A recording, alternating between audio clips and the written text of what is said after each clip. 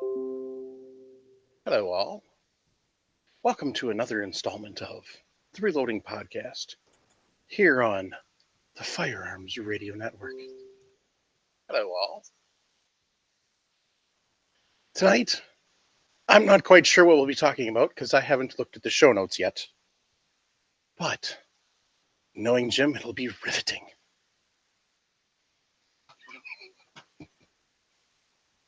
On a serious note, good evening, everyone. Thanks for joining us. The Reloading Podcast here in the Firearms Radio Network. I want to take time to thank Sean and the gang for giving us a place to hang out. And want to take time to thank Patriot Patch Company for being the bandwidth sponsor. Speaking of Patriot Patch Company. Ooh, look.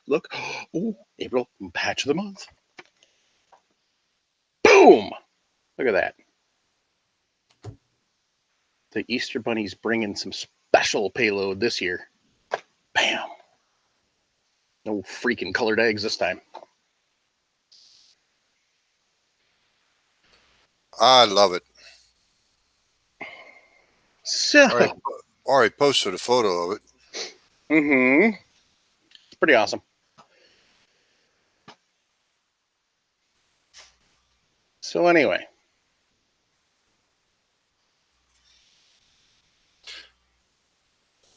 Question for you, Michael.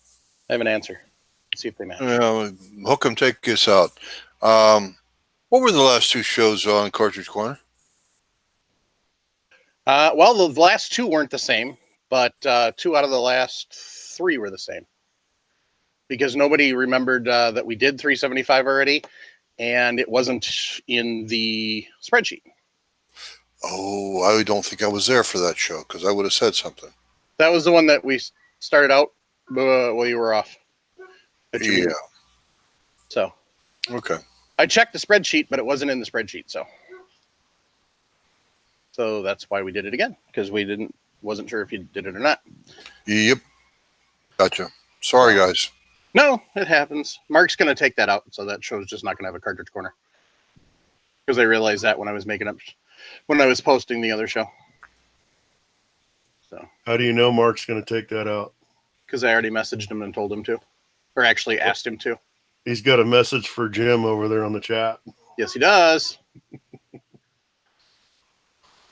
Oh, let's see what Hook 'em has to say. Intelligent kind of things. Kodra, I think that's bullcrap that they made you stop. Kodra was talking about he was on the range Sunday, and he was asked not to shoot his 10 mil because he was using a max load of Blue Dot with 180 ring bullets. And it was making fireballs, and it was scaring some of the peoples. Specifically, he mentioned the ladies. So, I don't know. What the hell is the point of shooting a Magnum cartridge if you're not shooting fireballs and scaring the hell out of people? Exactly. Pretty much none. Just think it out loud, Right. That's like the whole stinking point. Yep.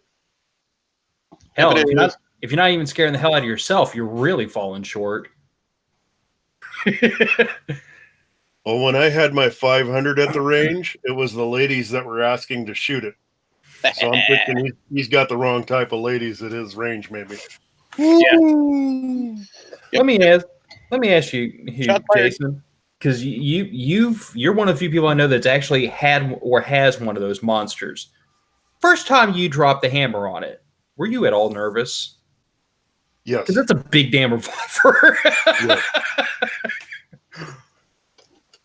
Yeah. Big damn revolver with a big damn recoil. It was actually a friend of mine's pistol, and he asked who wanted to shoot it, and I said, I'll shoot it right after I watch you shoot one round. So I watched him shoot it, and he's got skinny arms. So I thought, okay, if he can handle it, I can handle it. And it just put a big old grin on my face. I had to have one after that. How long's the barrel on that hog leg? It's about 10 inches, I think.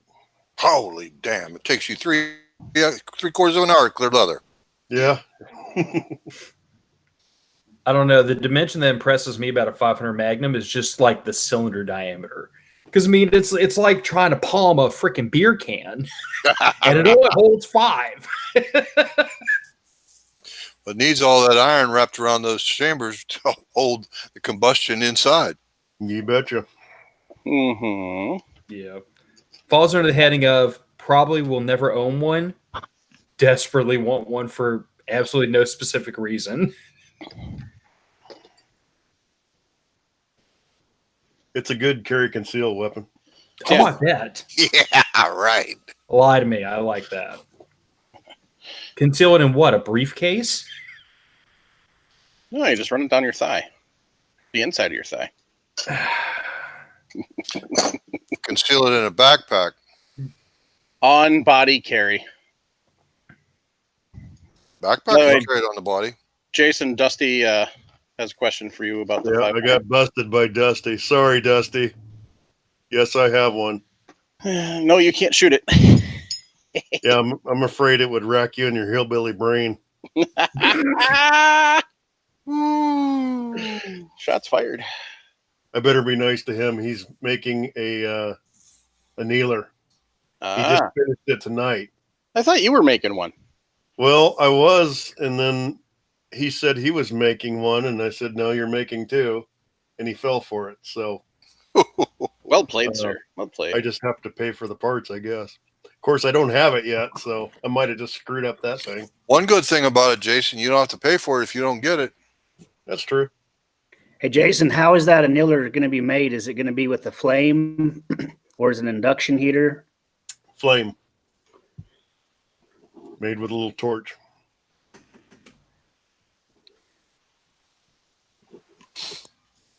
Are you interested in the induction, Travis?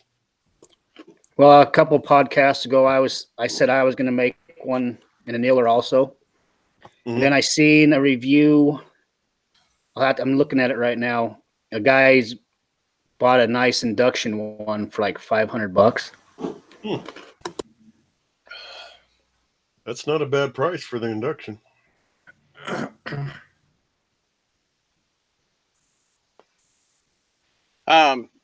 Jeff in the chat has the perfect problem, and now he's come up with a solution. He says he found a scope cover the other day.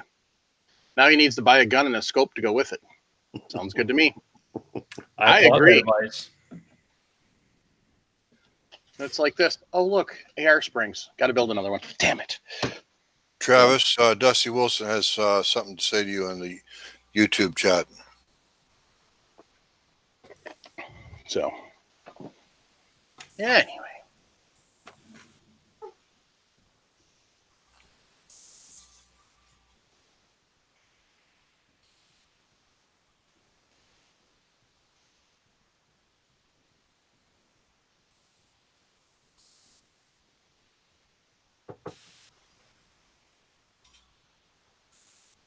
Ooh, I wonder if you could modify that.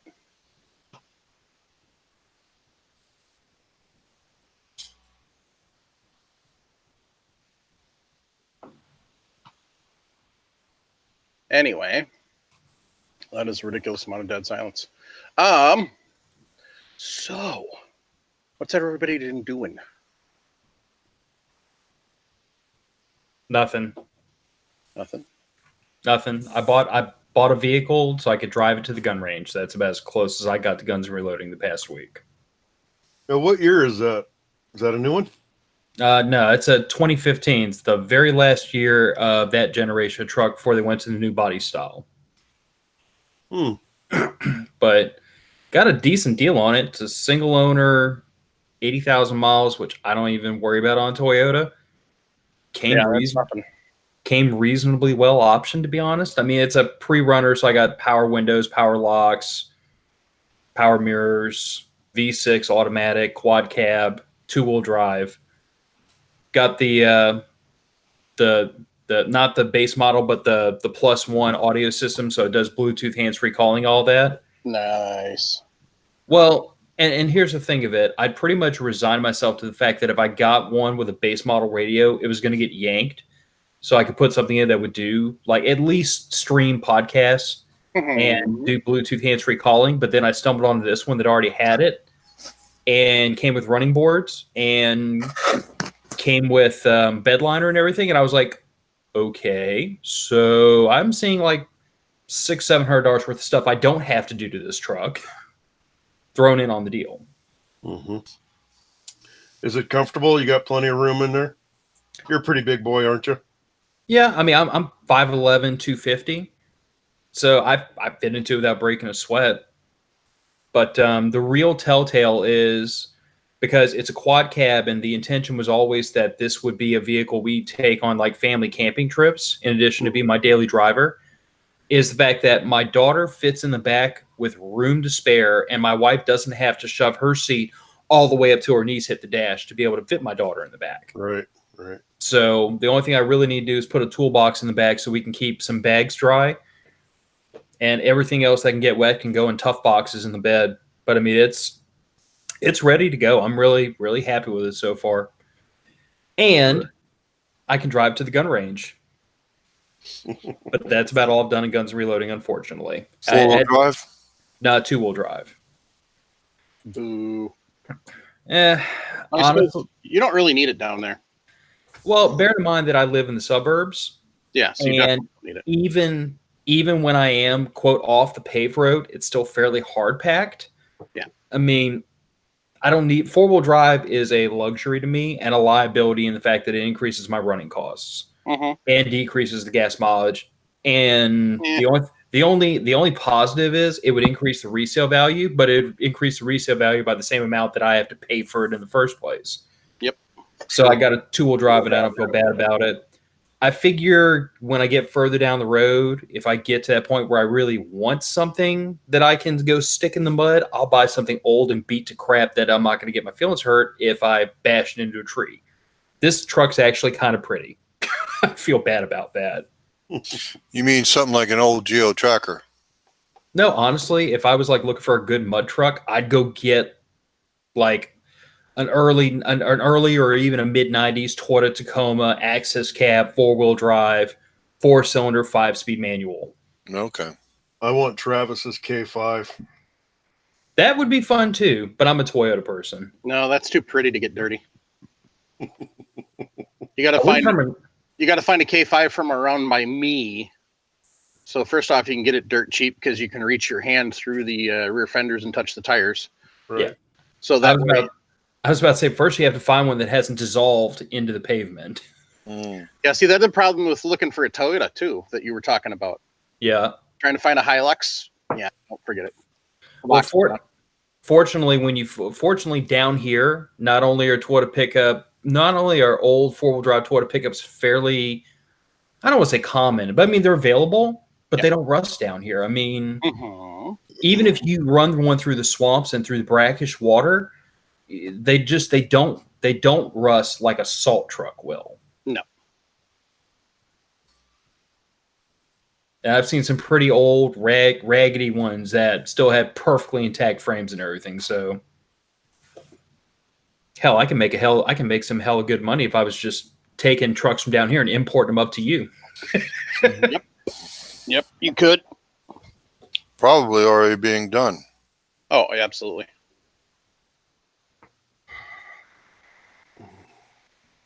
Anyway, so what's everybody else done? Travis? Okay, first, that annealer I was just looking at is called the Annie Annealer by Fluxion. And there's a review of it. I don't know how you say his name on YouTube. I think it's Vaughn Precision. Vaughn, yeah.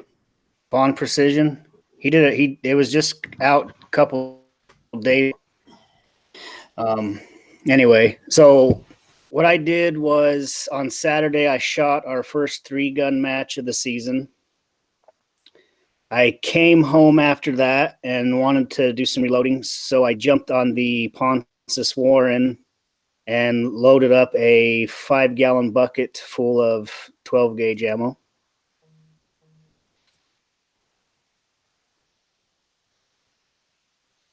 Sounds good. I think that's all I did. All right. Jason? Why is my picture muted? Not sure. Am I muted to you guys? Yeah, it just comes up as a black screen when you talk. Interesting. Very. Stupid YouTube. So there I am. Yay! There There's you my are. pretty face. I took my wife and my mother-in-law pistol shooting 2 weekends ago, and we had a good time. I was kind of surprised my wife actually asked me to take her, because usually I invite her. She's like, "No, don't want to go outside." And so she brought it up, and so I instantly invited her mom, and so we got to go and have some fun. And been working with Dusty, or talking with Dusty about the annealer that I'm going to get, maybe, if I didn't piss him off. And I saw something kind of cool, but I'm not impressed with it, but I'll tell you about it. So Frankfurt Arsenal Platinum Series IntelliDropper, I think is what it's called. It's a Charge Master made by Frankfurt Arsenal. It's got Bluetooth, so you can actually operate it from your phone and all that stuff. But the stuff I was seeing on it is it's got a problem with drifting. And even, a couple of guys that I was watching that were reviewing it, they liked it. They wanted one, but literally while the camera was sitting on it, the scale was drifting. So I'm hoping No good. they'll get that thing fixed, and maybe I'll get one of these days. But the price was pretty nice, $200. That's cheaper than the Charge Master for sure. I think the Lyman Gen 6 is cheaper than that. I bought a Lyman Gen 6. Yep. And Jacob, when he was little, he was playing with a box out in the barn, empty box. Mm-hmm. And he fumbled it, and it hit my Gen 6, and it would not zero after that. It failed miserably, and it was a lightweight box. I was thinking, I don't want that, so I took it back to the store. I have the Lyman Gen 6 also, and I noticed the only problem I have with it, let's just say I want to throw 25 grains. I have to program it for 25.1. So everything I have to Really? dial in on there 1/10 of a grain over.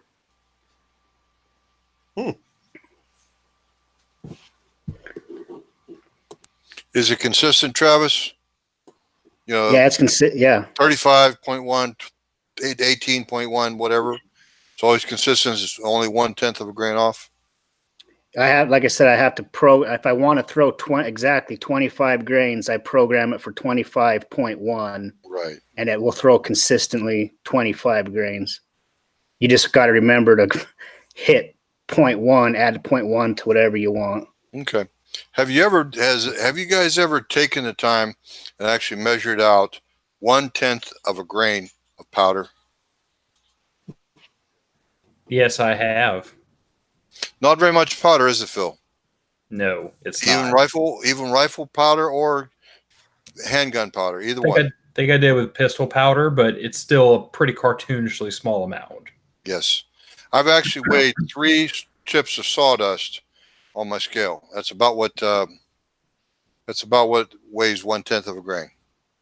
I took some of Jeremy Rowland's advice a long time ago. He was talking about how it really didn't make a lot of sense to try to weigh or try to cull your brass by weight because of how little brass it took to actually make a difference on the scale. So I took a pinch of the brass shavings from trimming brass and started sprinkling onto a digital scale until I made 1/10 of grain. And I agree with him. Yep, I've done that too, except it was on my beam scale. And it's crazy. It's not even as much material as there is in the head of one straight pin. Yeah. But it also gives you a pretty good appreciation for just how insanely fine of a tolerance we're dealing with when you're talking about charge weights. True. And at the same time, though, as much as we knock factory ammo, that tells you too just how hard they work to keep their ammunition consistent. Well, to be able to pump out the volume of ammo they do with Exactly. as few pop guns as the major ammunition manufacturers have to their credit, that's pretty impressive. Agreed. But whenever this is all something my dad and I talk about a lot back and forth, because like neither one of us really likes a powder bullet combination that yields a very narrow window between min and max, because it's not a function of can I load that ammo to within a tenth of a grain to make sure it's safe. Yeah. Can I load 10,000 of them over the lifespan of this firearm and not accidentally make one that's 0.2 of a grain too high and blows a gun up? So we prefer powder combinations that have a wider spread between the two, a little bit more margin for safety. But that's also something I point out to people. Like when you see how much powder a tenth of a grain really is, and you realize that a tenth of a grain or 0.2 of a grain can be the difference between bang and boom, it's sobering, I guess is my way of looking at it. Exactly. Okay, Mike, you're up. You're muted, Mikey. Yep, I had to get my mouse over there. Okay, so me, I went shoosting. You did. Yep. Shame on you. Good for you. I went and ran some rounds for my P365. Oh my goodness, is that thing amazing. The trigger is buttery smooth. It just sucks up all the recoil. The sights are great for sight acquisition. It feels good in the hand even with the short mag. And yeah, I was blown away. So. Congratulations. Glad you like it, buddy. Yeah, very happy with it. So. And I put 4 rounds through the Remington Model 14. That would be your 35 Remington? Yep. Kicked a lot more than I expected. So. Well, that's what them old straight line guns do. Well, no, I was figuring more like a 33 lever, but no, it's actually more than that. It was more like an odd 6. Exactly. So. But yeah. And then yesterday and today, I worked on that. If you look over my shoulder, you'll see a 366 on a board on a stand, all set up. I didn't throw any shot and powder in it yet to load with because I got to figure out the bushings. But, I was just going to say, I loaded up a 5-gallon bucket. You got to get up on that. Yeah, I know. So I was busy dog proofing the backyard most of the day Saturday. Dog proofing as in keeping it in or keeping them out? Keeping in. Because, see, I dog proofed it for the lab. It was pretty big. Easy to dog proof. Now my kid's dog is a little squirt. Little Chihuahua Wiener Dog mix. He can fit through a lot more spots. Including in the space in between the gate and the post. So now I have a 2x4 that's U-bolted onto the post so he can't get his fat head through there. And then got concrete pavers along the bottom so he can't dig his way under. So, little prick. Strap a 2x to the dog so he can't fit through small spaces. Thought about that. My wife said no.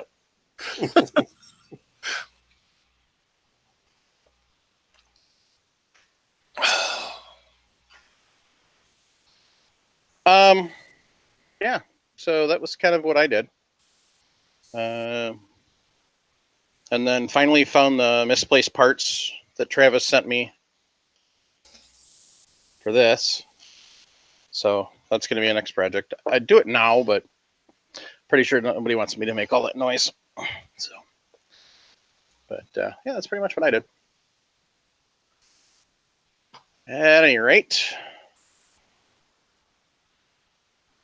Jim?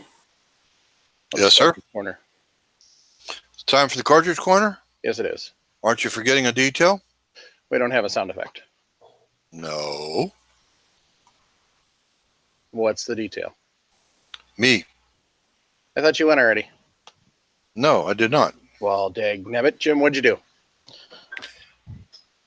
Well, I dismounted my Forester on its plate. I put my Dillon 550 on its wooden plate. I mounted it on my bench, took a picture of it, took it back down, and I put my 550 back on its plate. I went out into the shed, got some brass, got some bullets, found some primers, and I came back in and I reloaded 5, count them, 1, 2, 3, 4, 5, 5 rounds, 40 S&W. And I used 175 grain semi-wad cutters out of the mold I sold you. I used 5.7 grains of unique out of my records. I used a Tula primer. And I used dirty, several times fired, unpolished brass, mixed brass. I didn't even look at the head stamps. And I reloaded 5 rounds of ammunition. I did my reloading. I got back to it a little bit, going slow, taking my time, because there's other aspects to this. For one thing, I don't have near the shelf space that I used to have. So what I don't use very often, I'm going to have to put up on 8 feet high where I can't even reach it unless I climb on the bench. And I'm going to have to take and figure out a place to put my scale, my RCBS 1010, as opposed to the O-House 1010. Anyway, I'm going to have to figure out a place to put the... Excuse me. My mute didn't work. I apologize. Anyway, I got to make a shelf where the scale is at my eye level when I'm sitting down, reloading, charging cases or whatever, checking cases, checking loads. Anyway, guys, I Jim's back in the game a little bit at a time, reloading again. I know. Brace yourself, Jason. I can see you're just having a heart attack. And I think I got to tell you something. I forget what this is about.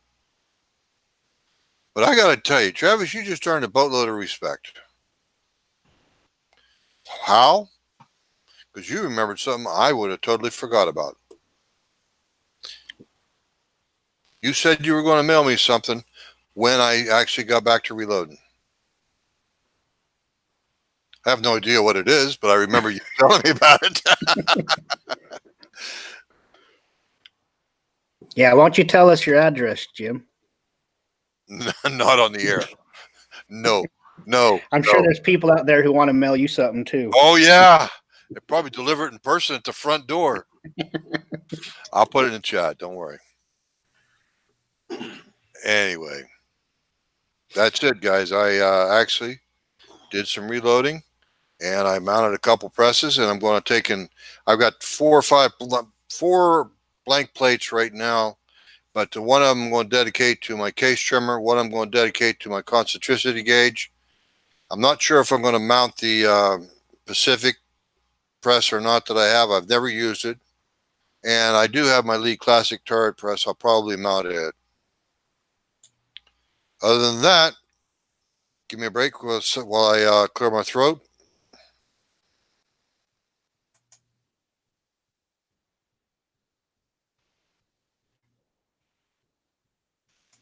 For the cartridge corner. What Pacific press do you have? It's an old brown.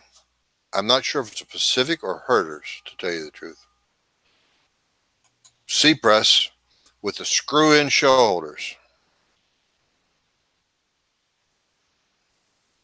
Yeah, I think there's an adapter been made that allows that particular press to accept the modern RCBS snap-in style shell holder. But I honestly don't know, to tell you the truth. I've never had it mounted. But I have 4 reloading presses, so I can reload, 3 of them are single stage. But anyway, I have to put it up on the bench at least and let you guys see a picture of it. I wanted to sell it here a while back. Hey, Jim, you should check the chat because Mark Hookham's got something he wants to mail you too. Yeah. I wouldn't trust Hookham with my home address. Nice, Hookham. Nice. Why don't you just shoot the damn dog? Ouch. That's simpler than it's less expensive than mailing it to me. The ground is. I'm not talking about the lawsuit when the neighbor sues you for killing their dog. Right. Anyway, whenever you're ready, Mikey. Go ahead. It is time for the cartridge corner. Now I got to scroll down to find it. Somebody asked us to do the 250 Savage, also known as the 250-3000 Savage. I made the same mistake Mike did last week. I forgot to read this beforehand, so it's going to be short and sweet. The history of the cartridge. The 250 Savage is designed by a U.S. wildcatter and cartridge designer by the name of Charles Newton for the Savage Model 99 lever action rifle. That's one hell of a nice little gun, too. I lost my place there. That's what you get for talking about guns. Oh, yeah. The premise behind the 250 design was to utilize a small, light caliber bullet driven at extremely high velocity for the year 1915, with the belief that such a combination would be more effective than current deer hunting cartridges. That sounds like Roy Weatherby's principle on the Weatherby family. It was hoped that the new cartridge would be a breakthrough in cartridge design. During this time, hunters were already marveling at high-velocity cartridges, including the 30-30, 30-40, 30-06, 303 British throughout the Commonwealth, and the 7mm and the 8mm Mauser, nearly all of these being military derivatives. Using a 25 caliber .257 87 grain bullet, Newton designed the cartridge to break the 3,000 feet per second barrier. Now, if you can't run 3,000 feet per second, yeah, you're not doing anything. Newton had a catchy slogan, which he was determined to use. The 250-3000. Arthur Savage, founder of the Savage Arms Company, wasn't so sure about the idea and believed a 100-grain bullet would be more suitable for deer. Ultimately, Newton was unable to drive the 100-grain bullet at the 3,000 feet per second slogan he wished to market, and managed to persuade Savage to adopt the 87-grain load. The design was settled, and in 1915, the 250-3000 was introduced. 250-3000 became extremely popular for a time and then gradually lost favor. Hunters, not only in the U.S. but throughout the world, adopted the Savage for its advertised virtue, but soon found the cartridge wanting. The lightly constructed 87-grain factory load would sometimes suffer from bullet blow-up on impact and fail to penetrate the onside muscle and bone of a variety of deer species. In other words, creating a nasty wound, and eventually the animal dies, but it dies a slow death. You've got a wounded animal in the field. Wounded was often both narrow and shallow, and game animals would run after being hit with well-placed shots. To add to the frustration, many hunters found the light recoiling, fast handling, and highly accurate Savage rifle extremely nice to use. Hunters were loath to part with a Savage rifle, but loath to use the cartridge on the deer. That's 22 there. Eventually, a 100-grain load was created for the 250, but by this time, the cartridge already had a bad rap. Nevertheless, a small portion of hunters continued to enjoy using the 250 on light-body game, favoring the light recoil of the 250, combined with the desirable qualities of the Savage 99 rifle. As can be expected, the 250 was a great cartridge for training young hunters, and it is in this last role that the 250 Savage has survived to the present. In mainstream hunting circles, the final decline of the 250 occurred as a direct result of the 1960s introduction of the 243 Winchester. The 243 fired identical weight projectiles but at higher velocities, along with superior sectional densities for deeper penetration on game, as well as higher ballistic coefficients, producing greater downrange energy. Well, that's easy to figure out. The 250 3000, 250 Savage is based on the 300 Savage cartridge, whereas the 243 is based on a 308 Winchester cartridge. And thereby, you have more powder, simply because the case has more volume. That's not hard to figure out. Anyway, I'm going to quit right there, guys. The rest of this article is available. Michael will make it available in the show notes. I've already seen it. He does a great job of bringing the material over from the show notes for us. And comes from Ballistic Studies. Yeah, I want to give credit where credit's due. I don't want you. It was suggested we not use Wikipedia anymore, so I didn't today. Over to you, Mikey. All right.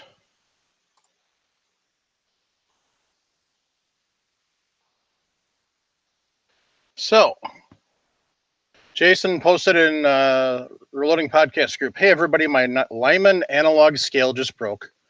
What are your recommendations for a new scale? Prefer digital."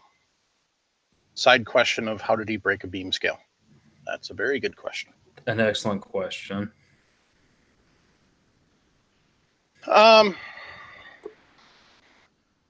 Here's my personal issue with digital scales. They are more susceptible to failure. So let me just jump in real quick, give you my suggestion. Get yourself another beam scale. And then if you really want a digital scale, I've mentioned this before, and I've still been having excellent luck with it. And it's under $20. I don't know if you can see that, if it can focus.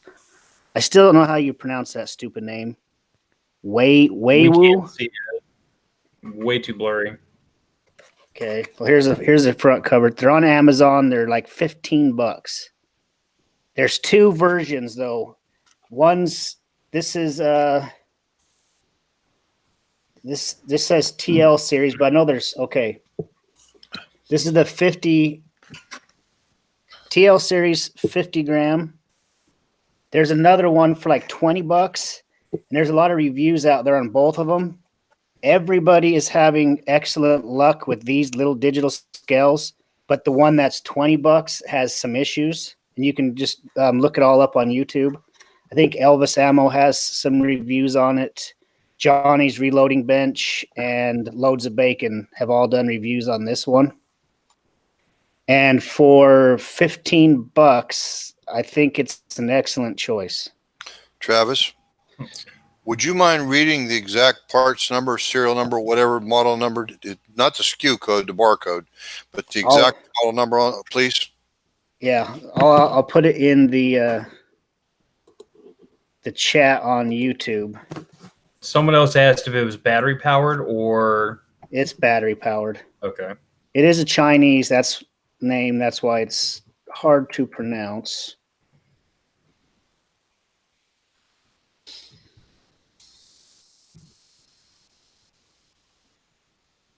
I'm sure Mike is even looking it up probably on somewhere. I will once you put the name in.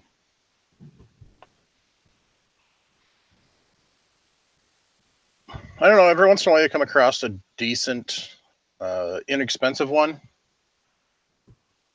Like I say, everyone's done some reviews on this site. This isn't just something I found. And I do trust Loads of Bacon and Elvis Ammo and especially Johnny's Reloading Bench. And you just got to make sure you get this cheaper one of the two. Yeah, I just put it over there on the chat, but it just says it's a TL series, 50 gram. I don't see like a model number or nothing on here, just the TL series. And it's the Wow digital milligram jewelry and gems scale. Thank you, Travis.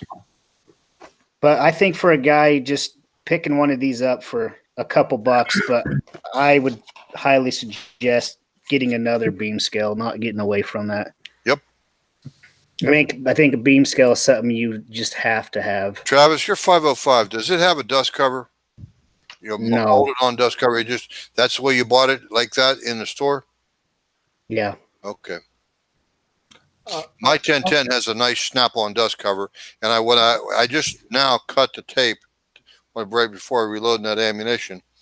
I put one strand of black electrical tape to wrap it around it. I had it in a wooden crate, of course, but I just wrapped it all up, and it all folds down into the base, and then the dust cover snaps right on top of it. I don't know if you guys remember the pictures I sent you. I have a brand new old stock. I believe it's a Lyman beam scale. Do you remember that one, Mike? I sent you pictures of. It's brand new, still in the box. No, not off the top of my head. Let me grab it. This thing's a beauty. It's never been used, and let me grab it real quick.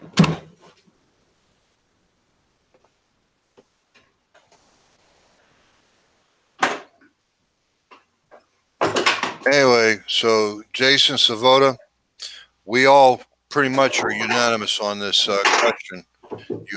We all recommend that you get yourself a beam scale. Get your digital scale if you want it, for sure. As a backup, keep that beam scale. You don't want to take and be without a beam scale. Yeah. Besides that, if you need to reload in tough times and you don't have any power, well, guess what? You got to wait till daylight. But you can use the beam scale. If you don't have batteries, you can use that beam scale. Go ahead, Travis. So right there, it's the Lyman M5. And this thing was never used. Maybe you guys can tell me how old this is. But I got this Rock Chucker, RCBS Uniflow, and some other dies and stuff, and the guy never used it. Bought it all brand new.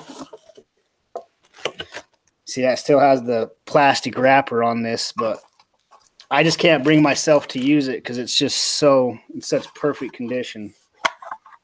Well, that's made by O-House. So Yep. Yeah, that's an original. Yep. What's the capacity on that? That's not a 1010, but what is the capacity on that? Do you know? Can you tell? I just don't want to drop it. Give me a second. That's how you break a beam scale, is dropping it. Might be the only way. Yeah. It'll go up to 500 grains. Okay. Thank you. Yeah, I was just gonna say. I mean, to me, a beam scale is more than a backup to a digital. Because I mean, to this day, I've just never been able to convince myself having weight charges back to back between a beam scale and a digital. I've never been able to convince myself that my RCBS digital is as accurate and repeatable as the beam scale. It's close, but if you're really looking for every 1/10 of a grain for the ultimate accuracy, I still go back to a beam scale. And if you're playing with max loads that are at the top of your published data, I wouldn't do it with a digital scale. Maybe there's somebody out there that has different experience than I do, but I mean, my scales side by side, take the charge out of one pan into the other, they don't read the same. And the beam scale is consistently more repeatable in my own experience. What I use the digital scale for is not so much as a primary and then the beam scale as a backup, but I use the beam scale to set charges. And when I'm looking for max accuracy, I use the beam scale, or not the beam scale, the digital, for bulk double checking. In other words, if I'm like making 300-400 rounds at a time on a single stage because I'm a masochist, I admit that I'm still that guy that bulk produces my ammo on a single stage because I'm a cheap SOB and I haven't gotten to Dillon yet. Just bear with me. But I'll take a case as I'm in the process of loading, drop it on the digital, tear it. That way it zeroes the scale back out, throw a charge, drop that exact same case with a charge on it back into the pan, and I use the digital scale to rapidly verify my charge weight hasn't drifted. It's just faster to do that than, in my experience, it is to do with a beam scale, especially when you have to wait for things to kind of damp down and slow down and stop. But I don't use a digital to replace a beam scale because I think the beam scale is ultimately more accurate.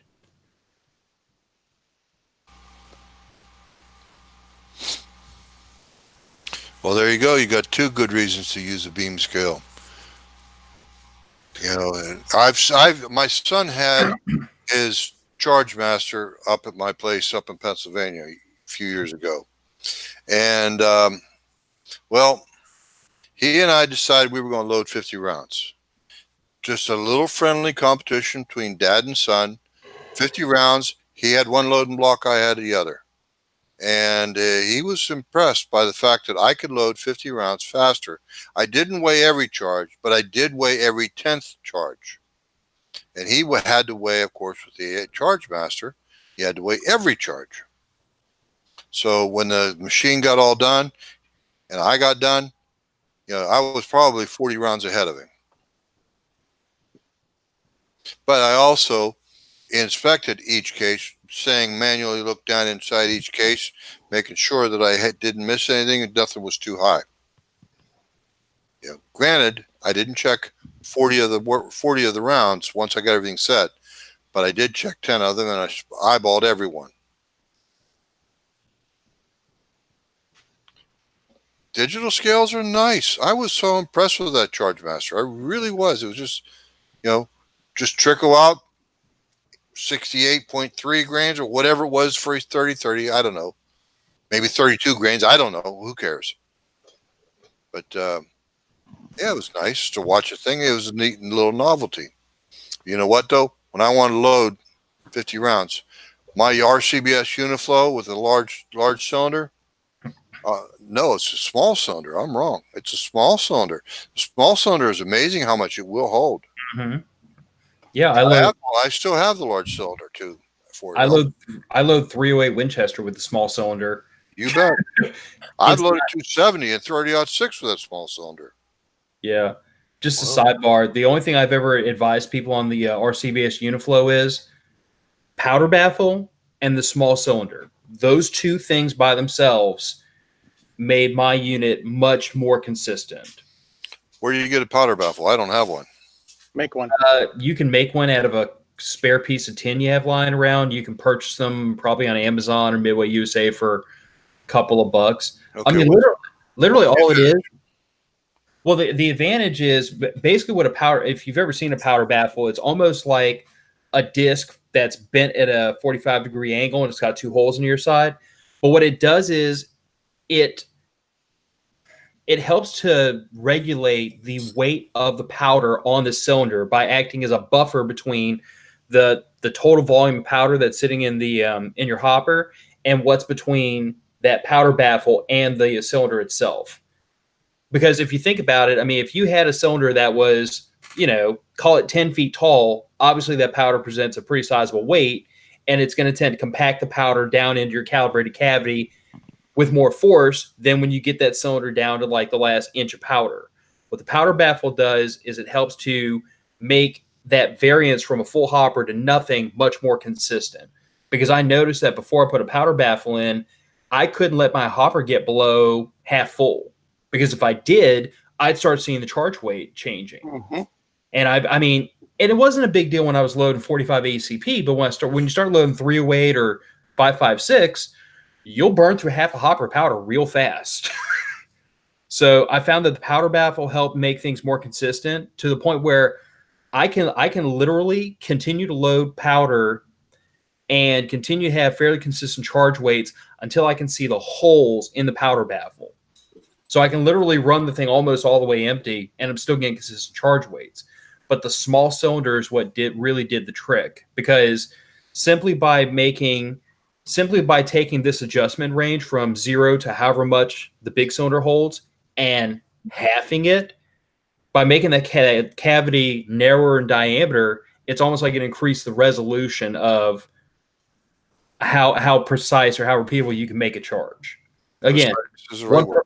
one person's experience. I found that those two mods made the Uniflow from a good piece of equipment into a great piece of equipment. Hey, Jim. Yes, sir.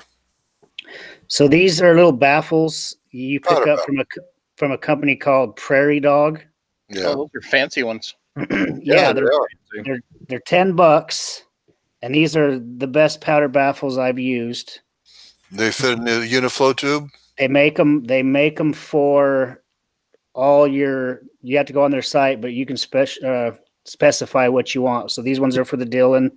Mhm. They have them for the RCBS. They have them for Hornady. I say this is like you can see it's kind of like a double. Yeah, I see it. It's like a butterfly, Yeah, like a butterfly choke in a carburetor. right. Only in resemblance, not in function. Now, do these powder baffles, do they come out easily? Let's say I want to change the charge. What do I do? Just dump out my powder and the baffle comes with it? Yeah. So let me grab something real quick though. I find that the technique I kind of worked out is that as I'm emptying the hopper back into the keg of powder it's coming out of, I'll actually stick my finger as far into the cylinder as possible, just to make sure the powder baffle doesn't run all the way out and shove a bunch of powder all over the bench, and just kind of catch it. But yeah, I mean, it'll pop back out very quickly.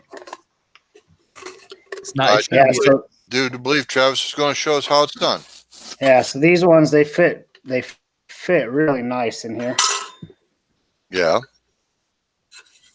And it just slides right out. Doesn't scratch up the inside of the hopper or anything? Nope. So I run one in every one of the Dillons that I have, and then I run two of them when I run these extra long powder hoppers. Why two? It just seems to, when you have this much powder in there, I like to drop one in there. And it just seems to help things stay more consistent with these long hoppers. I don't know why, but it seems to.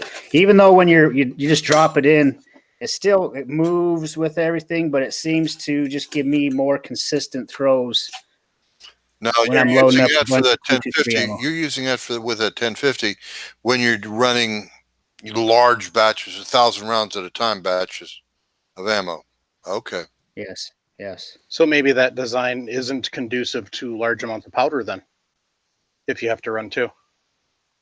Well, you don't have to. A lot of people complain about the Dillon powder dispensers. I get really good consistency with or without these, but when I use these, I really don't see any fluctuation in my powder. I'm super consistent, and it's probably just I probably don't need to run two of them, but I have extras, so I just chuck one in there just because I have extras. So you're not using the second powder baffle in that tall tube is not required. It's just something you've decided to do arbitrarily, just Correct. because you want to put it in there. That's all. Correct. Okay. And you're saying that you still get good consistency, but with the two powder baffles, you get super good consistency.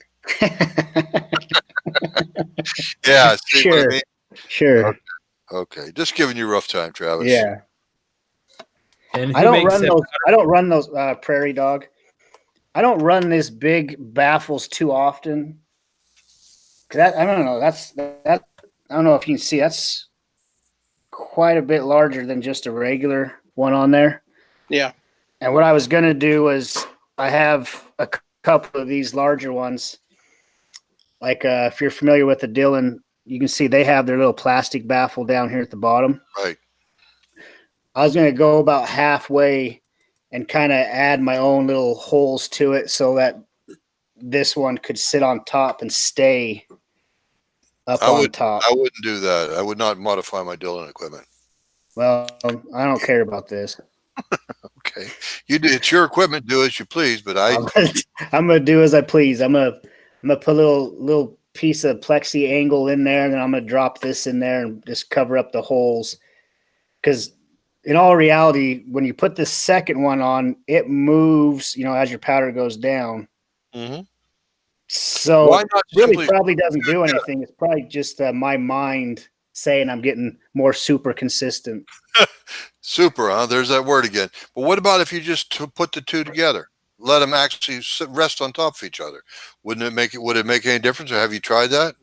Well, that's what happens when you run it when you run it down. I mean, from the get-go. I don't know. I don't know. Okay. I'll try it.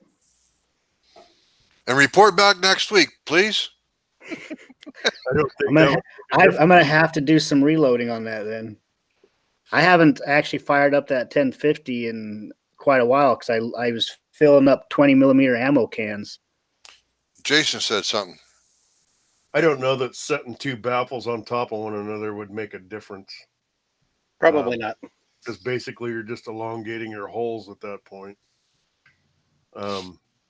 You might be onto something having it midway like you were talking, Travis, but in my mind, with this big of a hopper, of course, you're going to have more weight pushing down on it.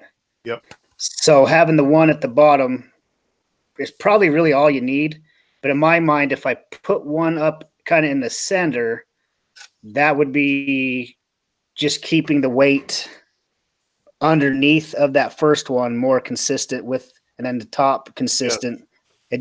It just, I say for whatever reason, that's in my mind. That's what I'm thinking when I'm doing that. But when I fill this up and I chuck the second one in and I fill it up some more, it probably isn't doing a dang thing because it's moving when you're draining your powder. It's moving with you. So it probably isn't doing a dang thing, but it's just something I've just been doing. But I think if I could put some extra holes in here and kind of mount that one so it stayed midway, I think that would help out a little bit. You know what you should do? Instead of doing a whole bunch of holes, do like they do with a bird feeder, where they run the stick right through it, and then the powder baffle can sit on the stick. Yeah, that would work. Sometimes you just have to do things on the KISS theory. Yeah, keep it simple. Yep. Hookham says put legs on it. So you could have 6-inch leg of some sort to hold it up into that position. Yeah, but then you're putting more pressure on the bottom baffle. So then you're really giving credence to needing that second baffle, because now the second baffle is actually creating pressure on the first baffle. So but speaking of mind blow itself, but not on the powder that flows through the holes. So I say I got a couple of these. I don't care if one of them gets messed up, but that's what Mike is saying is basically how they do it anyway. If that's just a little plastic angle in there. That's basically what they're doing. They're just adding that, which is like what Mike says, putting a rod through there for the other one to sit on top of. Like a bird perch. Yeah. Then you can just have the second baffle sit on that. Yeah. This is way overkill anyway. I mean, how much powder does that thing hold? Well, it depends on the powder. I think I can put, I don't know. I'm pouring out of 8-pound jugs, so I don't know. I'm going to guess 2 pounds. 2 pounds of unique? Sure. Wow. That's 14,000 grains of powder. My God, you could load 2,000 rounds of 40 with that. If he loaded 40. Yeah. Well, actually, Mike, I hate to admit it, but the 1050 is set up for 40 right now. Good caliber. Somebody write this down. That's why I just have I set it up, but I haven't been able to touch it since. It's just been sitting there for a while because I just kind of creeps me out. So speaking of creeping people out, look at that. Notice the color. Speak up, Mike. Or click on his picture. I did already. Is that a So- Dillon Blue Lee safety scale? Why, yes. Yes, it is. I'm pretty sure you can be excommunicated from the reloading, everything for that. Actually, that is the color that they used to come. Because there's the box. I was being sarcastic, but that's daggum interesting. Uh-huh. Safety Potter scale. I've heard some very derogatory remarks about those things. They are a temperamental thing to use because they don't necessarily function like most beam scales. They're accurate when you figure out how to use them right, but the problem is they are kind of a pain in the butt. Well, you lived not far from the Lee place. Have you had someone show you how to use a safety scale? Yeah, I got the kit when I started reloading. I got the anniversary kit, and that was the scale I had, and so I did learn how to use it. So it's Okay. actually pretty accurate. So I'm glad to hear that. no, I have a thing for collecting old scales. So I was just somebody had mentioned, so I was looking on eBay and came across that and thought that was kind of interesting.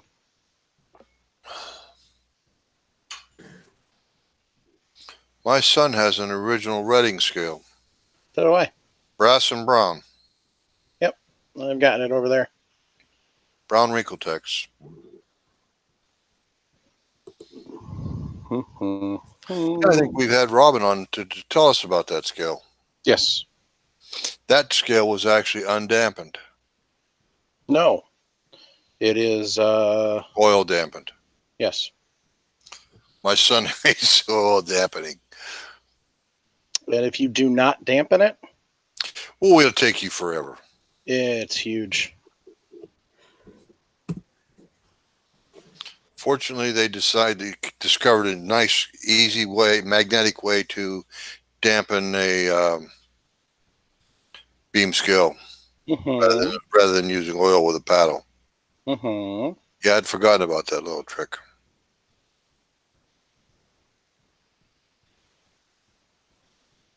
So yeah, there's some 1010s on there, and there's a couple of Lyman's. No M5s, but Lyman 1000s are on there. Are we ready for the next scale? Our next question? Yeah, I think we beat that one to death, and then some. I did put a link for the digital scale that Travis was talking about in the notes. So Did you see how much they were online? $18.99. Yeah, I just think you can't beat that price. And I've been using it for over a year, and it's been good to me. But I don't only trust that. That's why I always compare it to something else just to double check. Mm-hmm.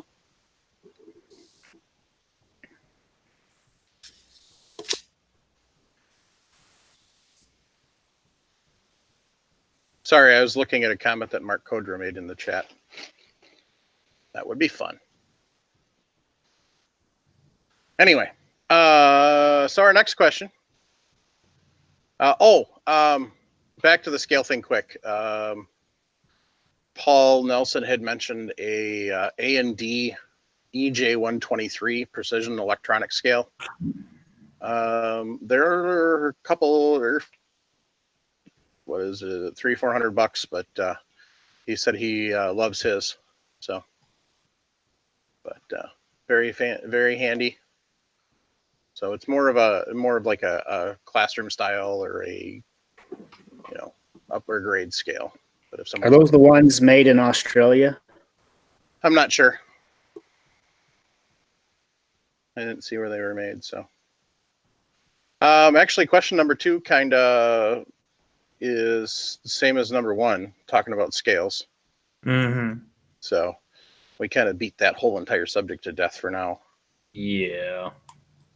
So number 3 was a question posted in Reloading Podcast group. We kind of need some more information on it. And I forgot to go back and look and see if there was or not. So I'm going to do that quick. But the question, Kevin Smith posted, can you load a 115 grain bullet in a standard 243 brass? And then he says 100 grain gunpowder, yes or no way. So my initial question is he wondering if he can use 100 grains of powder under a 115 grain bullet? No, you can't. You can't put 100 grains of powder in that case. And then I've reasoned, look at it this way. He's wanting to know if he can use 100 grain data for a 115 grain bullet, which is just as dangerous. Oh, yeah, you can't do that either. No. Well, we wanted to answer that question. Kevin, I hope you listened to this. We weren't trying to beat you up. You needed to give us a lot more information on that particular posting. Yeah, we don't beat our listeners up. We beat each other up. Exactly. Except for Hookem. We beat the snot out of him, too. Okay, He's so great. he did, somebody did ask a qualifier, and he said, I meant 115 grain bullet and 6.5 gram of gunpowder. Will it work or blow my gun up? So somebody had mentioned that 115 grains awful heavy for 243 unless you've got a fast twist barrel. So, well, I don't know exactly what it converts to, 6.5 grams to grains, but I know that ounce is roughly 28 grams. That's a gob of powder. I don't think it would work at all. I just haven't bothered with the conversion. I can do it right now, but while I'm talking, but I just don't think it will work. yeah, 6.5 grams is 100 grains.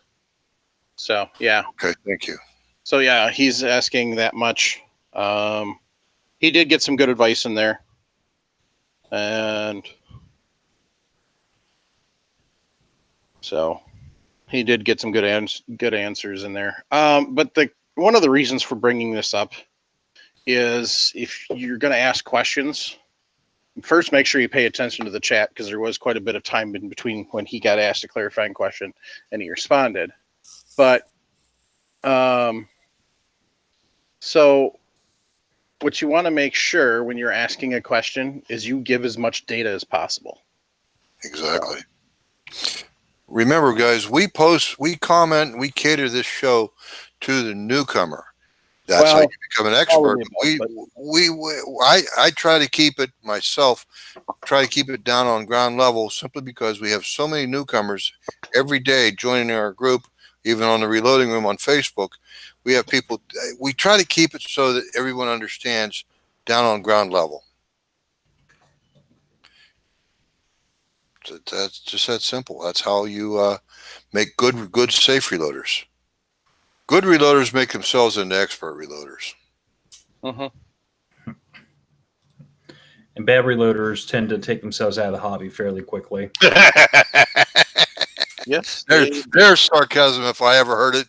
No, that was it. It came across sarcastic, but I'd be pretty daggum honest. That's a pretty good, If solid fact. If you are inattentive, impatient, or not a person that likes to read instructions, you will not stay in this hobby for very long. We've had discussions on this show before your time and Travis's time, Phil. Jason will remember, and so will Mike, that a guy accidentally double charged a 9mm one round. Oh! And he ran it through a Glock and destroyed the Glock. What powder was he using to double charge a 9mm? Bullseye. That'll do it. See, I don't use Bullseye. So, like, all the powders I use, you physically can't double charge the case and stick a bullet on top. It doesn't fit. Well, this guy did it somehow. Anyway, the point is, it was done, and the gun blew up. Oh yeah, I bet.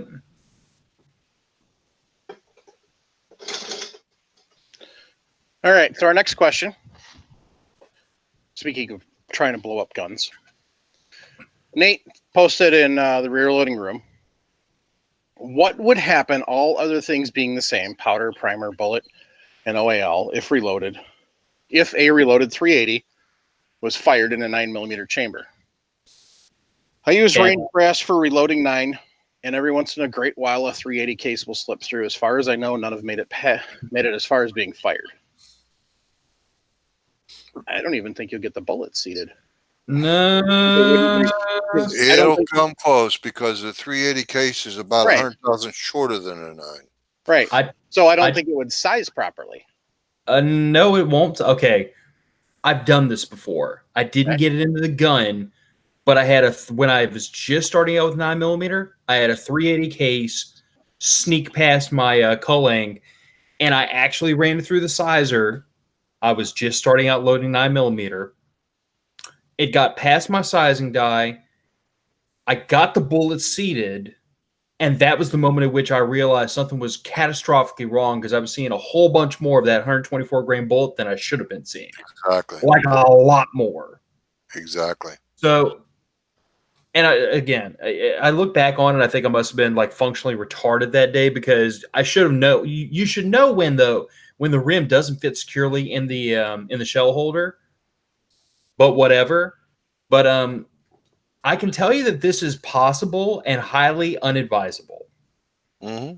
On a minimum charge with a lightweight bullet, it's probably not going to do anything except for it's gonna fire forward to that chamber in ways that will be interesting. Because the 380 case is straight wall and the 9mm is very slightly tapered, so the case head is substantially larger within relatively to a 380. And without having the chamber there to support that 380 case, that pressure is going to make that case balloon up into the size of a 9mm, and it's just not going to fill the whole chamber. It's going to do some wacky stuff. But I've actually seen this test done where somebody shot a 380 out of a 9mm just to see what would happen. And the extractor on most guns is capable of holding that case into place over the firing pin, and it will shoot. And it will violently fire form the brass to the chamber. It's a substantially lower pressure cartridge if we're talking factory ammo. But if you're loading up a 380 with 9mm data, it's going to be a fair bit hotter than it's supposed to because you're talking about a smaller internal case volume. That's right. The boiler room's tighter. Yep. It's a fair bit tighter. I mean, get a 380 and a 9mm side by side, fill them both with ball powder and pour them out into a scale and weigh them. It's a substantial change. I mean, the story of how my father popped his Smith & Wesson shield has been traded around here and there. With 9mm, because it's such a high, 9mm does not have to have a drastic reduction in case volume because the case is so small to have a drastic increase in pressure. So I'm not telling you you're going to blow a gun up. I'm saying that if you're loading a heavy bullet in a max charge and you do it in a 380 case of a 9mm, I don't want to be standing next to you when you do it. No, you don't. So please, please, please, please do not try to prove me wrong on this. Just redouble your efforts to cull that brass. Probably the simplest way to do it, in all honesty, is line all your brass up against a straight edge or stand it all up on the rim, and a 380 case will poke out very quickly. Because it's enough of a difference in height, you'll see it immediately. That's how I call them out, Phil, is I stand them all up and line them up with a straight edge. Yep, and I do the same thing for 357 Magnum and 38 Special because I tend to shoot those two cartridges, and maybe not have the same guns, but I tend to shoot them in the same range days, and then all the brass goes in the tumbler together. So when it comes time to cull them, I just stand them all up on the rim, and you can pick the Magnums out real fast. You mean on the head of the case, correct? Yes, on the case head. Stand them up on the case head, and the height difference stands out really quickly. Oh yeah, that's I said. That's how I judge the 9mm versus 380. But I also line them up so everything, line them up front to back so everything's nice and even. But that's a machinist in me too. Yeah. Paul Loud in the chat said that 380 should size a great deal easier than 9mm if you accidentally stick one into a 9mm die. I'm going to tell you, looking back on it in hindsight, yeah, it's going to feel different. Let's just put it that way. And this is part of the thing I tell people, that you develop a feel for reloading. And if you pull the handle 50 times and that 51st time you don't feel any resistance when you go to resize your brass, that's your press giving you a hint. That's right. Or if you feel a lot more resistance than you should, that's your press giving you a hint. Yeah. I've actually shoved a decapping pin through the side of a 357 case that had tipped over, and I didn't catch it. Wound up doing some serious damage. I wound up having to buy a new shell plate. Oh. It happened. It happens. Point remains. I can't say it's going to blow your gun up, but I can't say I don't want to be near you if you try it. So please redouble your efforts not to let it happen. Yep. Sort your brass. Sort your brass. Sort your brass. Best way to do it is to not mix brass, like Phil just said. Mix 38 and 357. Now it's going to be the same thing. You're going to have a whole boatload of shank exposed of the bullet if you're loading 357, and 38 case comes in. Yeah, you got a bomb there. You put that in a J frame. Mm-hmm. But don't mix your brass. That's the simplest way. But again, you can't really. If you use range brass at all, you better be damn careful how you sort your brass. Yeah, and I suspect that's what he's doing, because I do the same thing. And no matter how closely you watch for it, because what I do is when I'm picking the stuff up, I usually try to look at the head stamps as I'm picking it up, just really quickly, 9mm, 9mm, 9mm. And if I see a 380, I throw it as far as I can pitch it. Yeah, I don't reload 380 either. I don't either. But I guess what I'm saying is I've had a few sneak past me, and try to look for the head stamp at the range. Look at the head stamp before it goes into your tumbler. Look at when it comes out of your tumbler. Verify, verify, verify. Phil, there's one little treat you'll never know the joys of as if I have my way. And that's when you get a 9 case stuck inside of a 40 case, which is then stuck inside of a 45 case. And it all gets together in the tumbler, and it gets jammed and congealed, and it will not come apart. Yeah. Oh my God. I hate the people that do that stuff. I did one better. What's that? All 4 I shot. So it wasn't range brass. It was my brass. 32 inside of 9, inside of 40, inside of 45. For the old 4-in-1 trick. Oh my God. Your dog thinks the same thing, Mike. Your dog agrees with you, buddy. Yeah, I take that back. I had it with the 20. I had that same thing happen with 22 brass. 22, 9, 40, and 45. I couldn't think of it, so I didn't say it. Thank you, Mike. Anyway, looks like it's me, you, and Mike, Travis. Or Phil. Sorry. Close enough. No. The beard throws you off. Yeah. The length of the beard, too, and the shiny head. A shiny hair, I should say. I'm kind of curious how long it's going to be by the time I go to prepper camp in September. They say you grow about a ½ inch of facial hair per month. Well, anyway, we have a show to conduct. Yeah. Okay, next question. As soon as my screen loads up. Okay. Gentleman by the name of Ron posted in the Reloading Room group that he bought some new Lake City brass, 223, and he can only get 3 reloads out of it before the next crack. Is that about right? My Nosler Norma brass goes way past that. Well, if he's getting, that's all he's getting, something's radically wrong. Phil, I'll bet you I get 10 reloads out of it. I'm not saying you don't. I'm thinking to myself, because the thing of it is my first question is, what is his source? Because if he's buying Lake City brass, he ain't buying the stuff factory new. No, he's buying used brass with an unknown history. Right, and everybody says it's once fired GI brass. That's everybody knows that. Stop. I hate the term "once fired" because nobody knows when that stuff shows up from UPS how many times it's been fired. And I hear everybody say it's once fired, like the military shot at one time and then it magically showed up on your doorstep. But I consider all brass that I don't purchase factory new to be of unknown history, meaning I don't know how many times it's been shot. It's possible, however unlikely, that the brass he got may have been reloaded several times. Not Offhand. if the factory primer, not if the crimp is still there from the primer.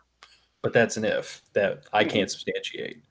Okay. Well, I have bought GI brass like you're talking about, and every damn primer pocket was crimped. I had to go through the cursing and the swearing and all that stuff to remove it. And I tell you what, it's once fired brass.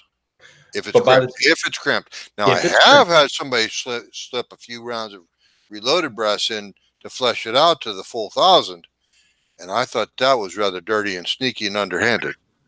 Now, the reason I bring that up is because I tend to purchase once fired or range brass from a local military veteran that I know, and it comes from indoor ranges. Now, the majority of that brass is being shot by local police departments. One time, it hits the ground. He buys it by the bucket, sorts it, and sells it. Sure, I understand that. But I've bought 5.56 from him, Lake City, that already had the primer pockets reamed out. That's reloaded brass, way different. But here's my thing. It depends on the source of that brass, because if it's being bought from an indoor range, it's possible, however unlikely, that somebody reloaded that brass. It hit the floor, it stayed there, and it wound up in this man's custody. I'm just playing devil's advocate here. Yeah, sure. And if we're talking about, this many rounds out of the same batch of brass he bought, it's possible any of it could have been reloaded multiple times. Okay. On that caveat aside, I agree with you. It sounds odd that he's only getting 3 reloadings where he's cracking necks. Okay, Mike, did we cut you off a couple times? He's still muted. He's cut himself off. Okay. All right. Well, anyway, Phil, what would be your solution to this problem? My initial thought, in all honesty, the obvious one is to anneal his brass. There you go. That's the obvious solution. But almost beside that, my first thought is I would want to know what process he's using, how far he's trimming his brass. I'd want to know what dyes he's using. I mean, I want more information, because it seems to me like even only getting 3 reloads where you crack a neck, even without annealing your brass, still seems excessive to me. So I would want to verify that everything else he's doing, something there doesn't throw a red flag. But yeah, the obvious answer is if he's having that much of an issue with brass life, he might want to start annealing. You're muted, Jim. Exactly. That was where I was going. Just mute your mute. Anneal your brass. Mute your brass. Mute your brass. Mute your brass. That's a fancy word. Mute your brass. Anyway. Somebody in the chat pointed out it might be a loose chamber neck, which is certainly an option. I mean, yeah, but that's really, really, really unlikely. I mean, the firearms made today are pretty damn good. That includes the ones that you built by hand, Phil, because you had a factory ream chamber.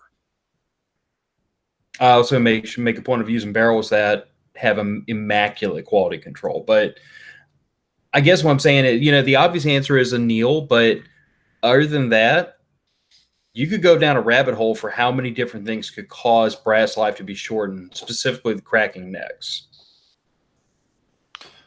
Okay, Mike, you got anything to add to that one?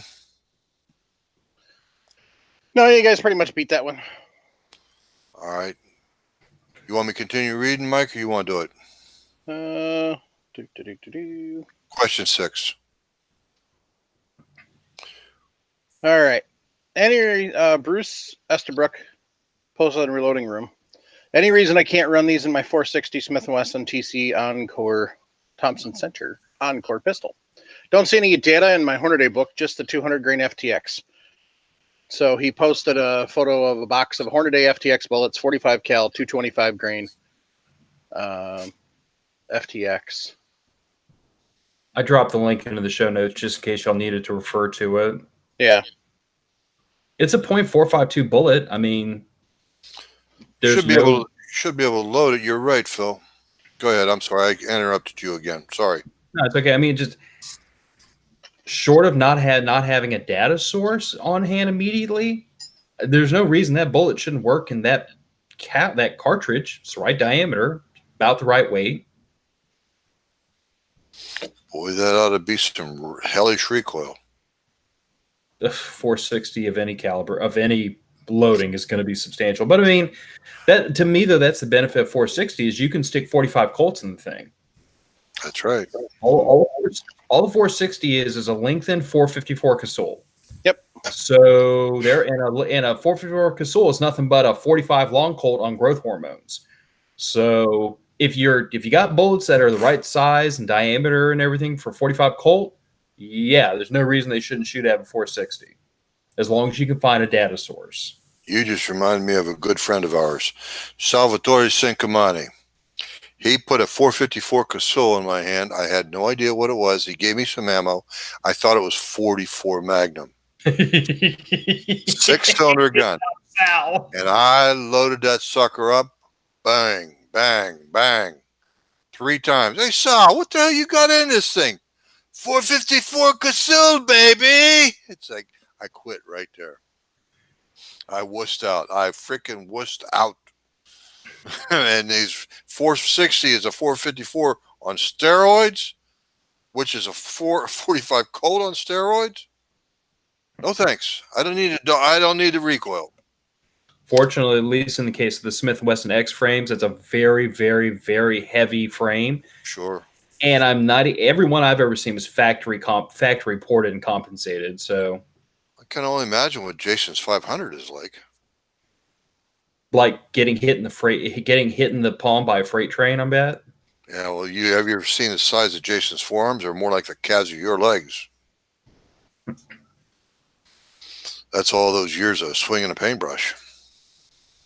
But anyway, yeah, you should be able to. But remember, you're on your own there, Bruce. If you do that, you're going to be extrapolating data, is what you're going to be doing. And all the reloading manuals I've ever read, and I've read most of the ones I own from cover to cover, tell you do not extrapolate data. I've done it, but doesn't mean you should. I'd venture to say he said the only book he has is Hornady.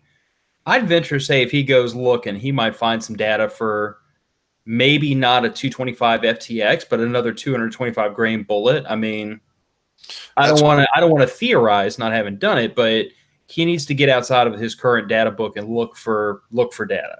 But as far as that bullet and that cartridge, there's no reason it shouldn't work. That's a great place to start. But remember, too, the caveat is, the bearing surface of the shank and the hardness of the bullet jackets or the bullet material. That is all affects, your data. So whatever you do, work up to it. Don't just jump into it, Bruce. If you're listening. Sorry, Jim. And Greg Hesseltine in the chat just brought up that the FTX does require a shorter case length because really? and this is well documented in Hornady's data.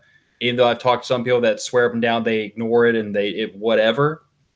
But Hornady designed the bullet, and Hornady swears that the FTX bullets require a different case length because of where the candeler is on that bullet.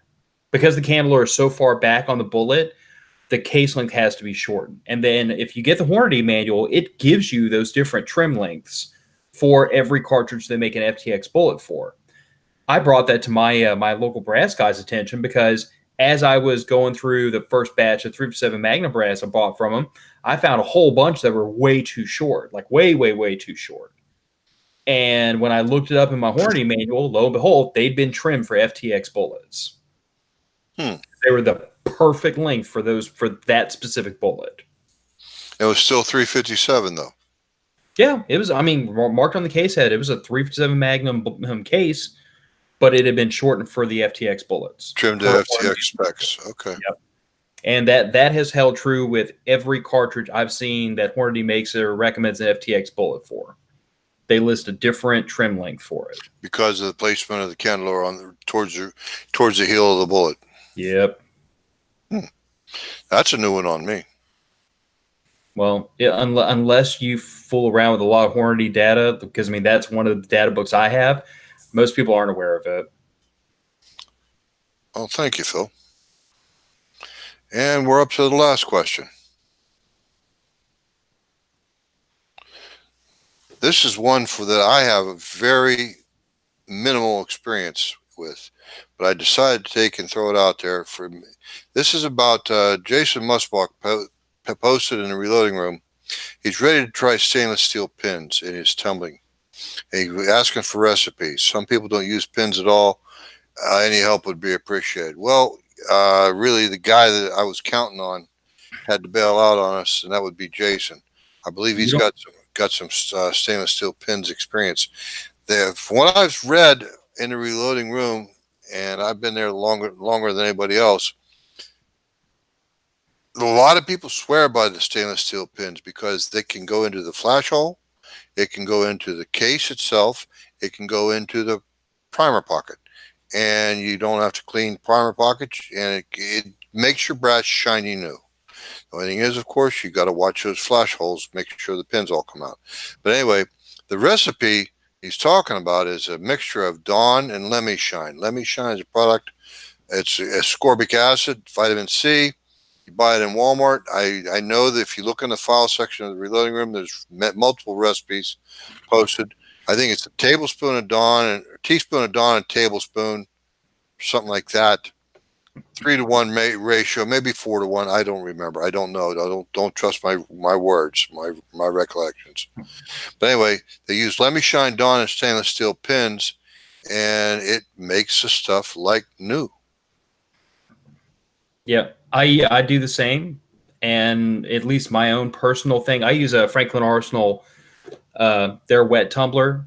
Yes. Because the amount of LSD you use is going to depend on the volume of water. Obviously, more water, you need more stuff in it. Mm-hmm. But for that amount of water, I use scalding hot water.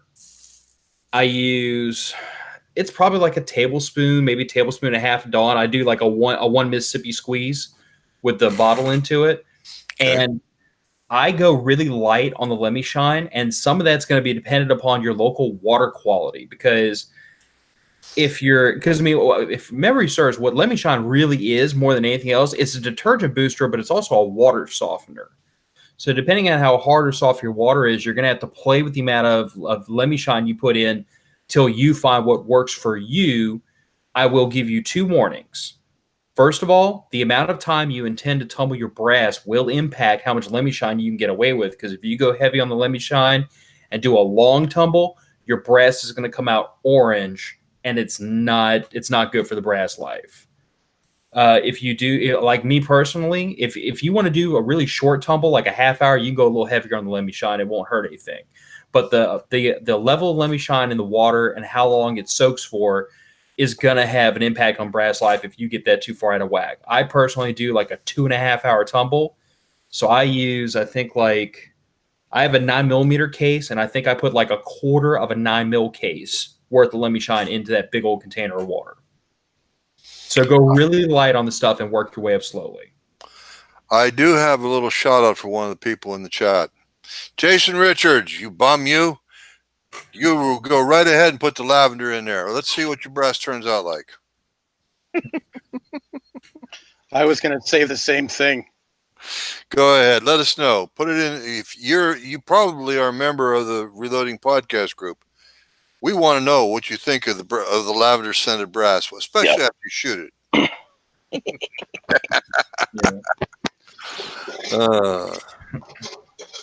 Wild Turkey was saying that the steel chips are better than the pins. So steel chips. Yeah, they're always playing with the shape.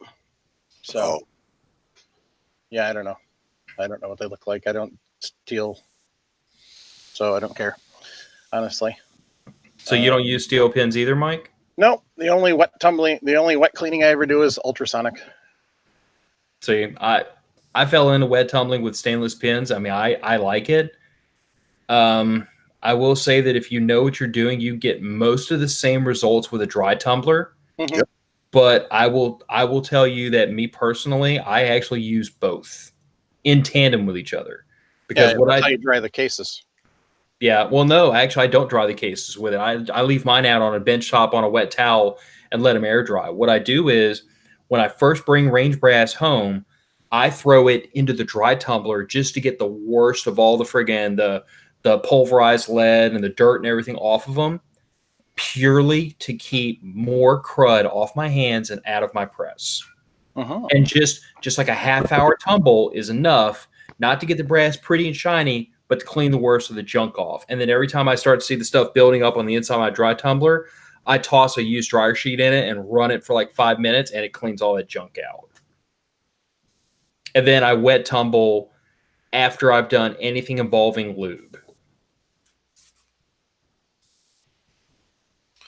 Well, that's the last of the questions for the night, Michael. All righty. So, well, that pretty much good show. Good, lots of questions. So, but yeah. So, good questions. If you want to send in a question, you want it covered on the show, email us at reloadingpodcast@gmail.com. Do like one of these fine people have done and go post in the Reloading Podcast group on Facebook or on MeWe. Or in the Reloading Room. Yeah, we ought to boost that MeWe chat group room we created, Mike. Yep. Slowly but surely. Matter of fact, I don't have the link handy. I was going to post it in the YouTube chat.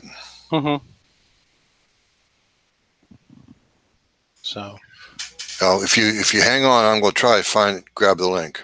Okay. But I don't want to give Hookem too much work. Yeah. All that dead air he's got to pull out. Dooby-dooby-doo. Dum-de-dum-dum-dum-dum. Anyway, on a serious note, if you want to email us, it's once, like I said, reloadingpodcast@gmail.com. If you want to, Wild Turkey said Chips Southern Shine Media. So we'll have to look that up and put a note in.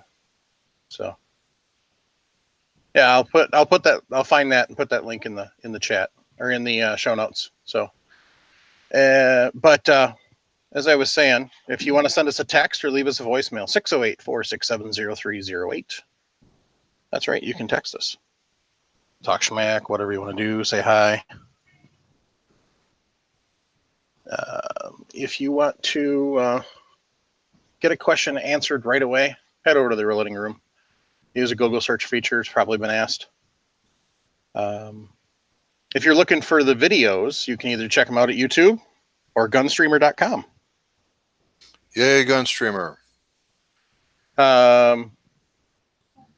Yeah, so that's kind of a fun new thing that we're doing now as a network. We're trying to get all of our content over on Gunstreamer, so that way if YouTube does go full potato, we have plus it's a great place where there's strictly obviously because of the name, lots of gun content, but it's just a great place to go check out. So lots of cool stuff there.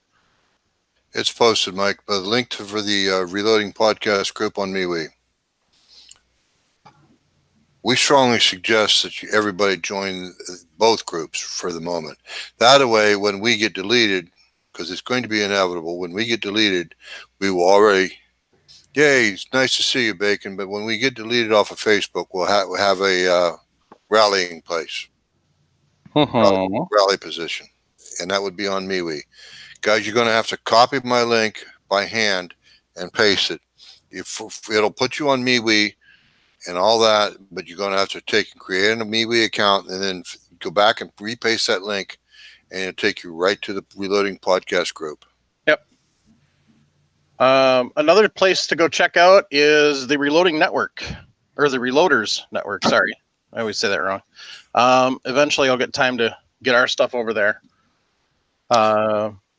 It's a little more detailed and a little more involved than I have had time lately because I've been trying to actually get to reloading. So, and I actually made it out shooting. So, but I'll try and get that stuff on there at some point in time in the near future. Yeah, Loads of Bacon runs that, yep. Doesn't he?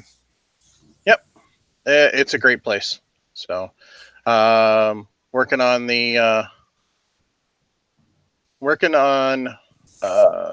he's been playing around with, and at one of these times, when I have time to set it up beforehand, they've come up with a way to live stream via Twitch. So I want to play around with that a little bit as another option for the show. So, but Good. it's down the road. So, all right, gang. I want to take time to thank everybody who sends us emails and posts on the various pages, sends us questions, sends us comments. I want to thank everybody who tunes in every week for the live show, and joins in the conversation in the chat. That's always lively. It's very good and lots of good information. You know, Mike, we owe it to the people that listen to us gab and have been listening to us gab for the last 4.5 years. We owe it to them to take and say thank you, because without them, you and I would have got fed up with this a long time ago. Mm-hmm. Yeah, we get tough guys like Phil, tough guys like Travis and Jason, and you know, Jason's been with us practically since show 20, maybe 25. Yeah. And you know, we hang in there, but you know, we're not invulnerable. But with guys like out there like Hookham and Paul Loud and Paul Nelson, thank you guys. That's all I can say. Thank you, gentlemen. Indeed, and thank you, ladies, because we do have a lot of lady listeners also. I forgot about that. My apologies to the ladies. Tip of the hat. And I just want to take time to thank all the Patreons who send us some of their hard-earned money so we can continue to make this program better and do more things. Yep. So, thanks, everybody. You can also support the network by swinging over to firearmsradio.tv and hitting up the Amazon and Brownells affiliate links. It doesn't cost you any extra money, just a little bit of extra time. So I want to thank everybody. Can't say thank you enough. So No. And on that note, keep your breath shiny. There's nobody else here between the two of us, is there? Oh, is that how that goes? No, I was seriously in my head. I was waiting for Travis. Okay. Buy it cheap and stack it deep. Keep your powder dry and squeeze. Don't yank that trigger. Thanks, folks. That was Jason's old tagline. Mm-hmm. What is it now? Be an asset, not liability. Be an asset, not a liability. There we go. Bye.